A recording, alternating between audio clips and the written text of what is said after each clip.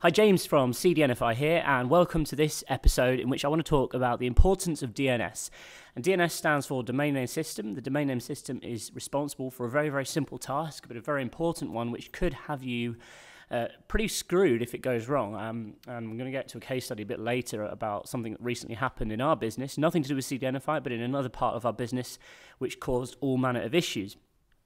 And all DNS does is it translates a human-readable domain name, e.g. CDNify.com, to an IP address, which is a numeric value which is attached to a server, which then handles that request. So when you type in CDNify.com to your browser, your computer will talk to the domain name system to find out what IP address should be serving that particular request. So it's really, really important, and without it, the internet wouldn't work. As simple as that, unless you were going to remember every site's IP address, which would kind of be a bit crazy, wouldn't it? So effectively, that's what it is. Why is your DNS, website's DNS so crucial? Well, this pretty much goes without saying, doesn't it? If it didn't exist, as I say, the internet wouldn't work. And if it goes down, it means that your visitors can't access your website because, there's no server there to translate that domain name into an IP address, which means their computer doesn't know what IP should be serving your website, unless it's obviously cached, which is always a good thing. But it kind of, if your DNS goes down for a length of time, it does cause huge issues. So really what I've done is I've put together a list of free DNS providers because it's really, really important that you pick good ones. These are a list of providers that we feel are pretty decent, and also they're free.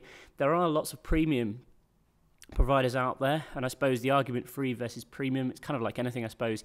You get what you pay for. So the DNS providers that do charge money tend to have larger networks, they tend to be more redundant, they tend to have, better levels of service, etc.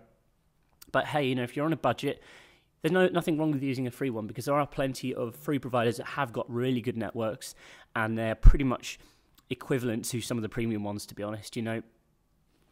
The best thing to do is, of course, use more than one DNS provider for your website. So you have your primary and your secondary name servers, and all you've got to do is just set up two DNS records with two different providers and make sure they're identical, so all the settings are the same.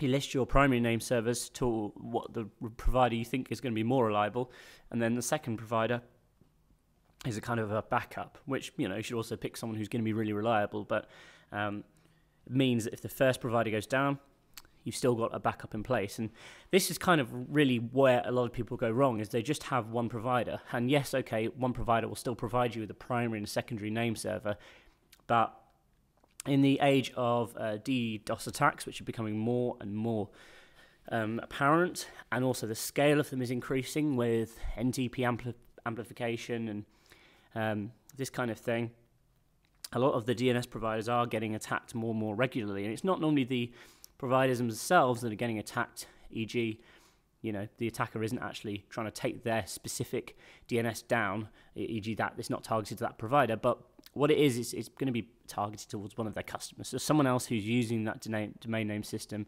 that particular provider, they may be running a website which is, unethical, or they're pissing some sort of hackers off.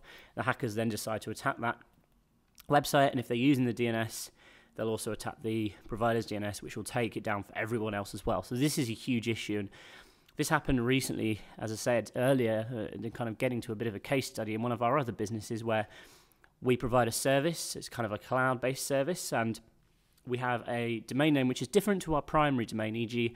the kind of sales website and support website and control panels and all that sort of stuff. There's a kind of a service domain which we use, and that's linked to lots of servers, a few dozen servers, and it's really important because not only is that domain used by our customers, but it's also used by their customers as well. So in the case of one of our providers getting attacked, and we didn't have any kind of redundancy, we rely on this sole provider, they went down for a few hours.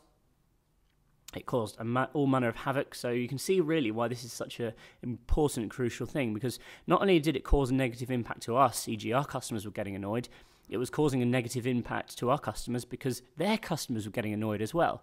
So there's like three tiers of people getting annoyed, going right back to the end user. And again, it wasn't that we were being attacked, it was that the DNS service we were using was down because it was getting attacked, and it wasn't because they were being attacked, it was because one of their customers or other customers were getting attacked. So DDoS is a horrible thing, and as I say, it's getting kind of crazy over the past year. There's been a huge amount of attacks, which have been the largest in history. But this would have not have occurred if we had more redundancy, because we were relying on this one provider to have sufficient level of redundancy. So if they were attacked, it would just fall back onto the secondary name server. And in fact, they had 4 name servers which we were using, all of which were timing out effectively. And it wasn't even a case of it was just all down. It was sort of responding to some requests and not responding to others and taking a long time. So it just appeared really shoddy and unprofessional to our customers, because when they were trying to type in a domain name and access the site, or access that service, it was just timing out for them.